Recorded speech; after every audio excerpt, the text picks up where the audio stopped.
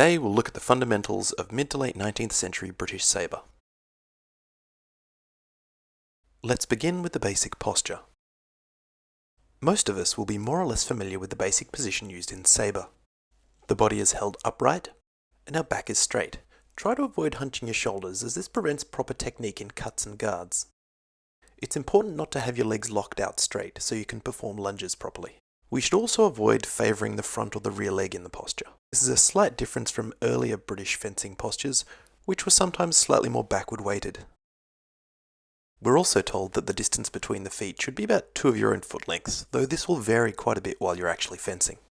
The lead leg is more or less perpendicular to the ground, and looking from the front you can see that the feet are more or less in line or on either side of an imaginary centre line.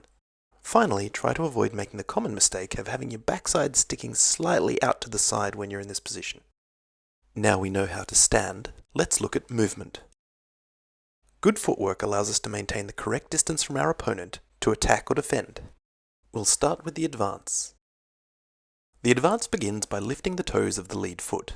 From here we kick the foot forward, allowing the heel to skim over the ground and landing anywhere up to about a foot length in front of your starting position. We then follow up with the rear leg, resuming the position we started in.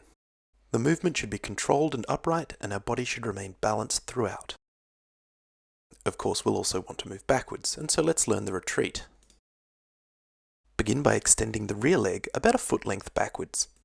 To avoid disarraying any action of the sword that we might be making, we should avoid leaning backwards during this movement or trying to move back too far.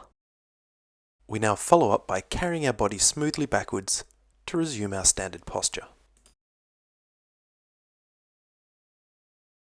The advance and the retreat are the cornerstone of our fencing, so we should practice them until they become second nature. When we're further out of distance and so much safer, we can afford to take steps where we move our rear leg entirely up and then move forward, or vice versa. Of course, this should always be done with care. Finally, there are times where we might want to effect a rapid retreat completely out of distance, and we can do this by springing back with both feet simultaneously. Again, try not to get overexcited and use this all the time. In sabre fencing, attacks are typically accompanied with a lunge. The classic lunge begins in the same way as an advance, with the lift of the toe of the front leg. This simple movement is actually quite controversial in some fencing circles. In modern Olympic fencing, there's a movement towards more natural fencing footwork, with a launch from the ball of the front foot instead of lifting the toe. For Olympic fencing, this actually makes a lot of sense. We need as much range and speed as possible, and we're not so worried about an afterblow or a counterattack. However, historical fencing is somewhat more conservative, with shorter lunges and more concern about the afterblow. This becomes apparent when we overlay modern fencing footage with an historical fencing image. Notice the difference in lunge length, posture, and intent. This isn't to say that we shouldn't use natural footwork, just that we should save it for the right moment. In any case, having the same initial foot movement between the lunge and the advance makes it harder for the opponent to read your motions.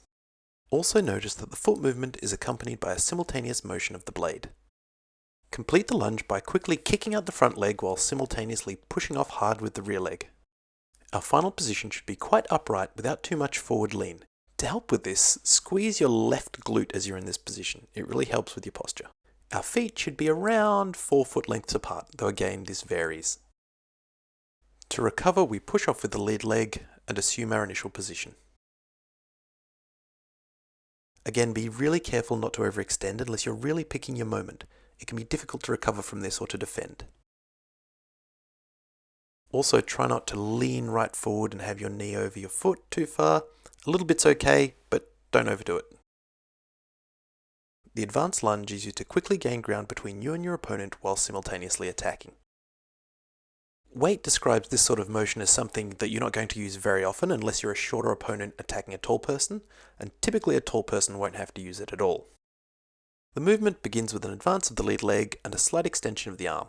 Staying on the heel of the lead leg, we now bring our rear foot up, kick out with the front leg and push off, extending our arm, landing in a normal lunge position. And as usual, we recover our lead leg back to our initial position and withdraw our arm into the guard. Advance, stay on the heel, complete the lunge, recover. And again at normal speed. Notice the continuing extension motion of the arm which accompanies the movement. And there you have it, the basic footwork and posture of British Sabre in the style of Waite and also a little bit of Hutton. Thanks for watching.